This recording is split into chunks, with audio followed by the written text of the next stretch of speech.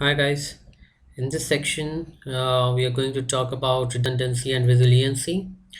I know most of the network designer, network engineers use these two terms considering they both are same, they both have the same meaning, and most of the network designers, when even me, when we came up with like increasing resiliency in a network, we basically go and increase the redundancy in the network.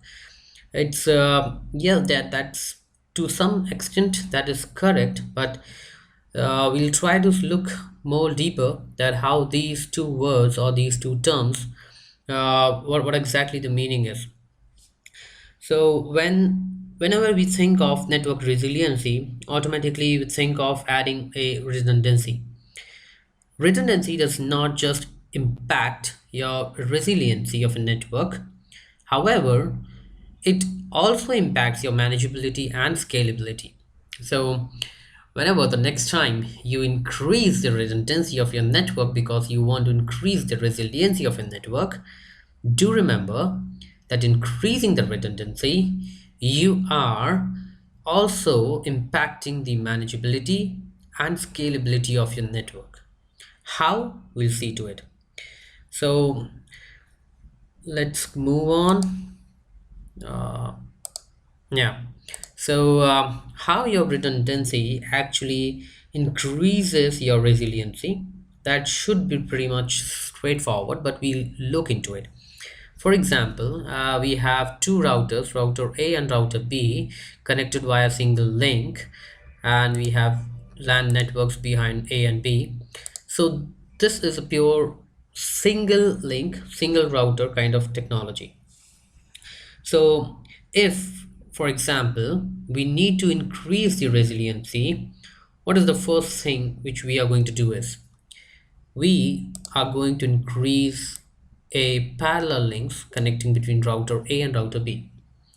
So by this way, we have basically increased the resiliency by adding a redundant link. So a single link failure will not result in the loss of connectivity between the two hosts. Although this prevents the single link failure from causing a network disruptions, it leaves router A and router B as a single point of failure. If either one of them is fails, your entire network will fail. So we have added a redundant link between them. Now imagine increasing a link, what we have avoid? We have avoid a single point of failure.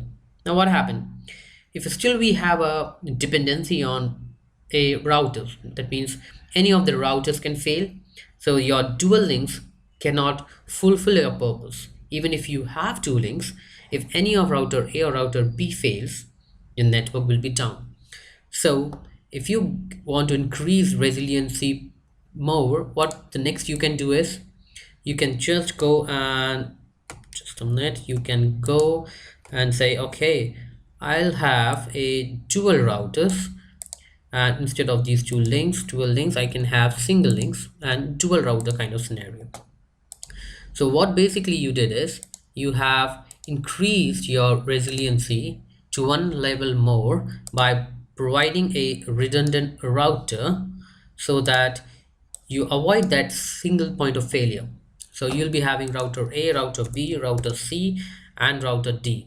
So in this way, you have four routers connecting this way. This will be your LAN, this will be kind of your WAN scenario. So what happened is the additional router increased network resiliency by providing a backup for router A and router B.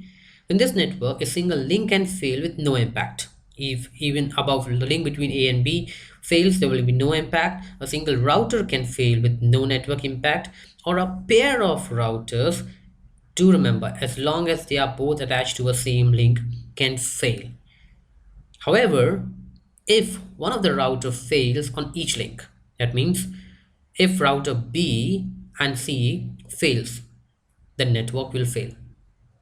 So therefore, although this network has no single point of failure, it has a double point of failure. So resolving all of the double point of failures would involve adding a third router at both of the sites. Hold on a second. Are we really looking at this way that if we want to increase the resiliency, so do we need to add a third router? Also, we can have resolve the same failure by adding another pair of links. So we can say, okay, instead of adding pair of routers, we can have a pair of links installed. So in this way, what exactly we are doing is we are increasing the redundancy because we want to increase the resiliency. So redundancy goes with your resiliency. The more resiliency or the more level of resiliency you need in a network, the more redundant you need to make your network. So after the links between router A and router D and router B and router C are added, any pair of links between the routers can fail, or any one router and any one link or some pair of routers can fail, and the network will still be capable of passing the traffic. So this is what basically you can go with, find of different signal. So imagine how then you determine how much redundancy to build into a network to provide a given amount of resiliency. Because this really sounds okay from a low level designer perspective. If you think, you say, I have a requirement to add two routers, two links with interchange, like this kind of scenario. So you basically won't go much into the detail of what level of redundancy you need to provide, because you have a requirement from a high level that we need this kind of redundancy. But imagine from a high level perspective, when someone talk to the customer to understand their business needs, he needs to translate that into a network needs, that how much redundancy should be there to fulfill what the customer resiliency requirement is. Also, customer is not going to tell you the resiliency requirement in terms of technical language. It will be moreover kind of a business language, and you need to understand the level of resiliency. Accordingly, you can decide the redundancy level. So the method described thus so far is analyzing the points of failure in the network and comparing this to the number of failures that the network should be able to resist at any point. It's the common way of determining the amount of redundancy required at each point. For example, if you determine that a single equipment or a link failure should not cause the network to fail, you need to eliminate all single points of failure in a network. If you decide that any two failures should not cause the network to fail, you need to examine the network from a point where double point of failure exists and determine how to avoid them. There is altogether a very big statistical analysis which I'm not going to discuss here, because that really needs a lot of deep understanding of things like mean time between failure, mean time to repair a network, mean time between failure of your component, mean time between failure of your systems. According to that, basically a high level network designer or an architect decides that how much redundancy should be there in your network. That really needs a lot of information to gather out, put it into the formulas, and then calculate and come up with the final resolutions. Okay, this much redundancy we need because this much resiliency we need it out.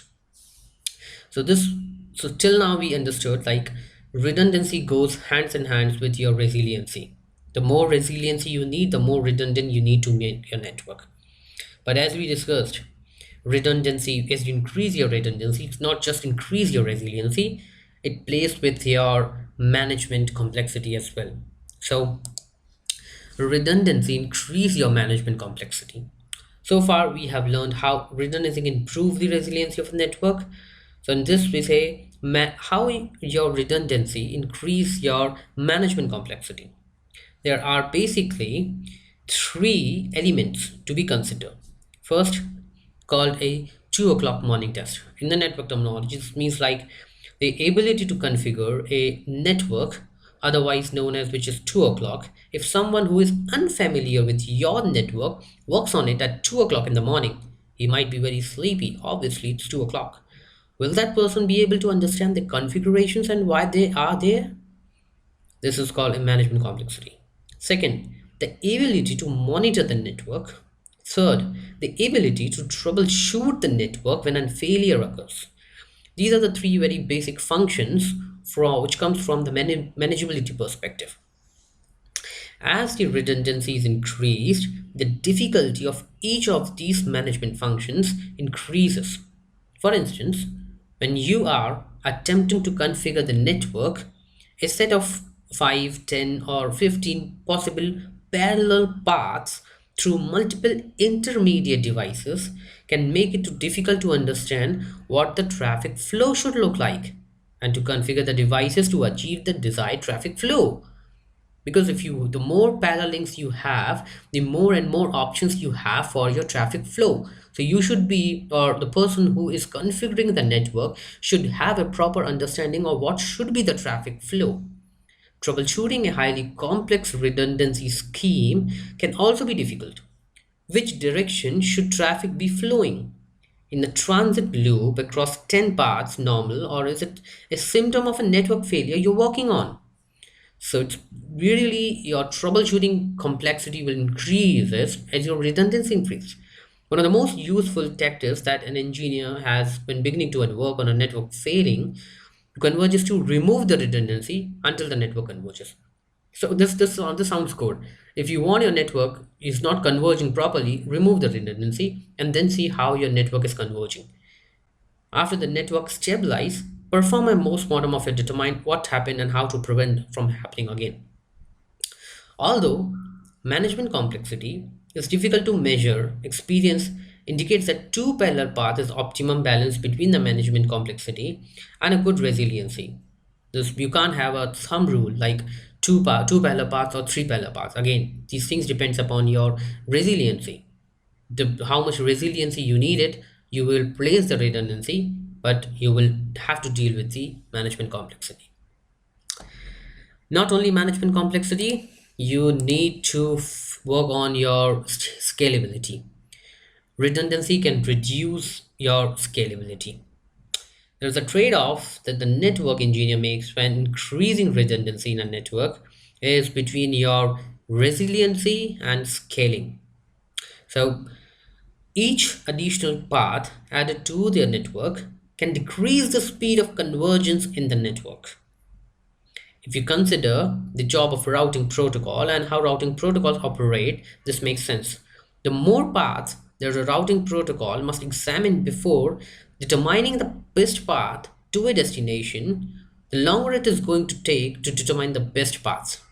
Again, this is often too difficult to quantify because your routing protocol normally when it converge, it depends upon how many different paths it needs to take into an account. So you can see that the convergence time increases as the number of routes increases, as you would expect in all routing protocol. So as the number of paths available increases, the convergence time also increases. So the question is, will, do read this question properly. Will the network experience more total downtime because of the increased convergence time with more parallel links, or will it experience less downtime because of the decreased downtime involved with having more links? Huh, this looks really like confusing. Oh, or what is this? Do read it in two separate ways, before or and after or, because there are two situations. Because if you have parallel links and if you don't have parallel links, you need to understand from the protocol convergence point of view that if your link flaps, how much time your network takes to converge for the second parallel links. Will that be less? Or when you don't have a parallel link and your links come back up, how much time your network take convergence before if you have a parallel link? So you need to kind of a trade-off like, oh, if your network convergence is really high from a flapped link, so it's better that it should be flapped other than from the parallel path. So the answer depends on the frequency of link failure, the amount of time required to restore a failed link, the number of routes in the network, the number of times the network convergence on a given route, and blah blah blah. There are many other factors which might need to be taken into considerations. So the answer is not straightforward. In most situations, However, adding a third parallel link tips the scale against the higher resiliency because of the increased convergence time with few gains in link uptime. To know for certain, you will need to calculate the uptime rates and the convergence time and then compute total uptime based on the number of convergence events versus the number of link failure. So it's like you need to take an action because do remember in designing, you can't have a thumb rule for each and everything. You need to understand, you need to take an account of various aspects, but because you should know various aspects so that you can take an account of it. Another point which you can consider is like your additional memory and processing requirements. Whenever you add links, the route of memory and processing time required when it depends upon you are running a distance vector protocol or your OS open shortest path first kind of link state protocol. So this was all about your redundancy, which is depends which affects your resiliency, manageability, and your scalability of your network. I hope this section gives you some good view of redundancy and resiliency. Thank you very much, and we'll see you later.